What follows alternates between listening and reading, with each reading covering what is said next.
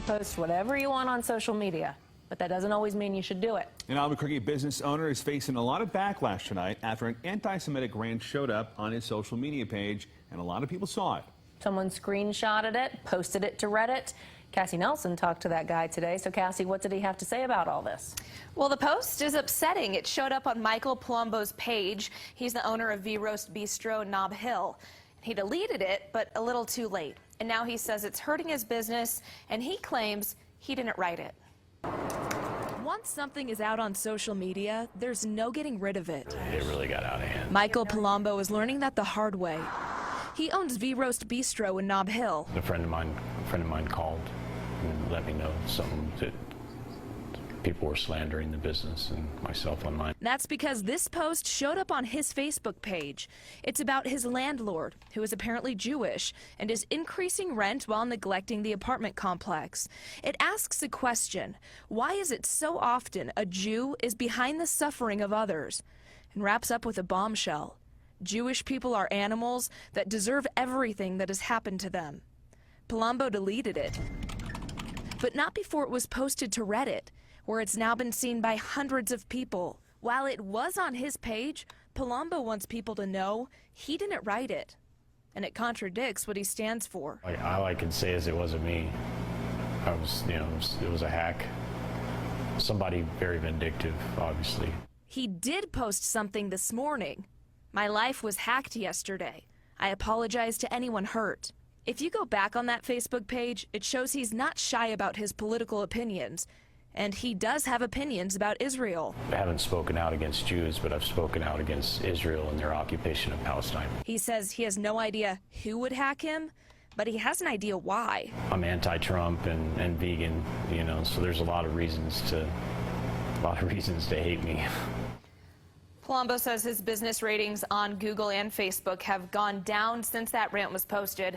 He's scared he's going to lose his livelihood because of it. Back to you.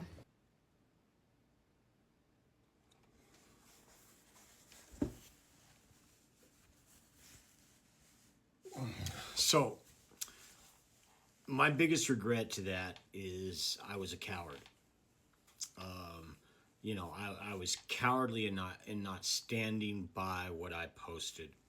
I should have stood by it, but I was scared.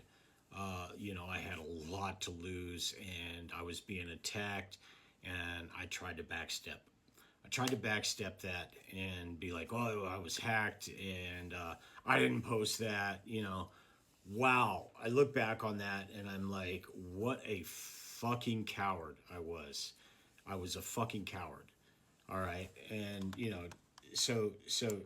but look at how they put that out in the media. They left stuff out of my original post. And this is the original post, and I'll read it to you if you can't see it. Why is it so often a Jew is behind the suffering of others?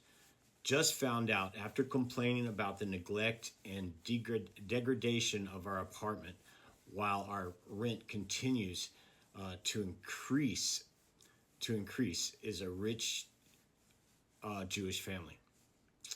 Did I read that right? Why is it so often a Jew behind the suffering of others? Just found out after complaining about the neglect and degradation of our apartment while our rent continues to increase is a rich Jewish family behind it. The playground was removed a year ago because it was no longer safe and promised a year ago it would be replaced. But when the final request for the funding went to owner, it was denied. This is a man who has 3 kids of his own and takes his family out on lavish vacations to Cancun, but cares nothing for children here. I'm disgusted with how they treated poor German people, of which gave rise to the disgusting actions of Hitler. I'm disgusted with the Jewish control of Wall Street, which gave rise to the Occupy movement.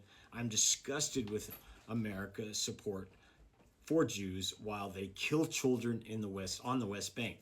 I'm just going to say it.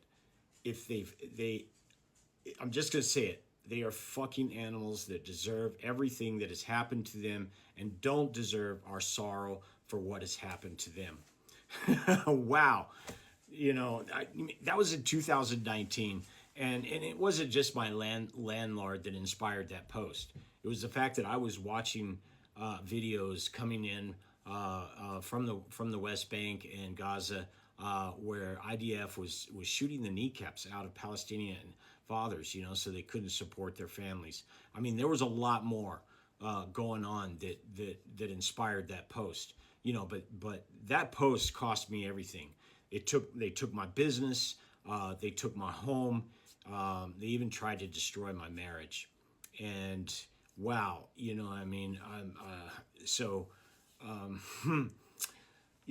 what if I had done that now? If I had done that, if I had posted that now, do you think I would have lost my business?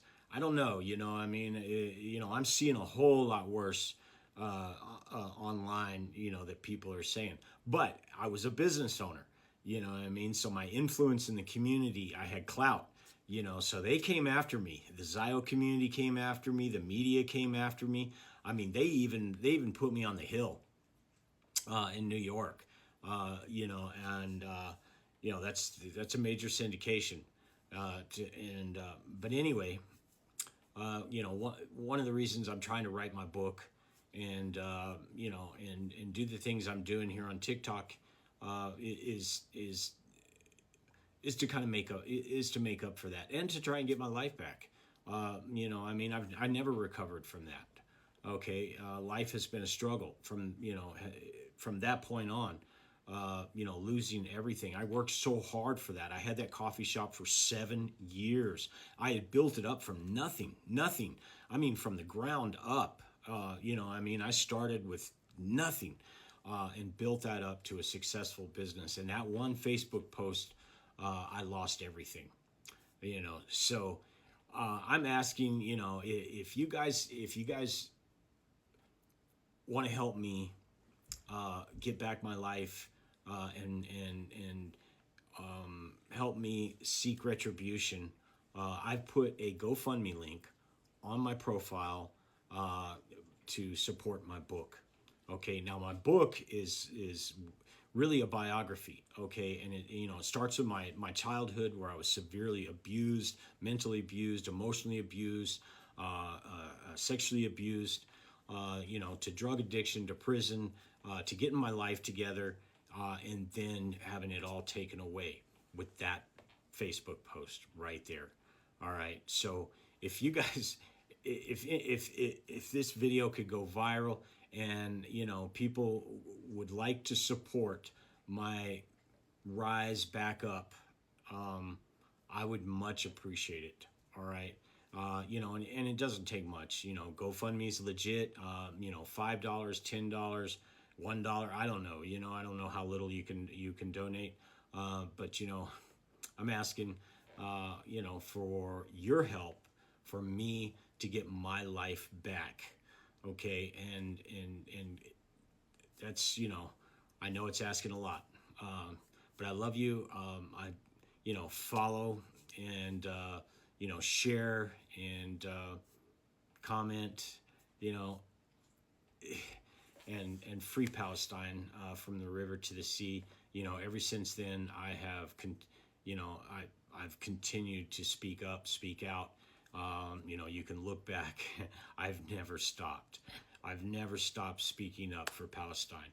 And this goes all the way back to 2019. Shit, it goes all the way back to 2011 during the Occupy movement. But hey, I would appreciate your support. And the GoFundMe link is on my profile, and I'm asking for a small donation to help me get my life back. All right, love you guys, and I'll see you in the next video.